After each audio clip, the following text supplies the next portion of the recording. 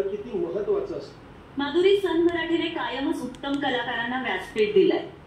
मोठमोठ्या कलाकारांना मानवंदना देताना नव्या कलाकारांना मोठ्या कलाकारांचे योगदान कळावे, हाच यामागील उद्देश आहे. तर आज वसंत पवार यांना मानवंदना देण्यासाठी ज्या नव्या नृत्यांगनेची आपण निवड केली आहे ती आहे संजना सिरिया. आणि कुठून आली माहिती का? अगं गुजरात.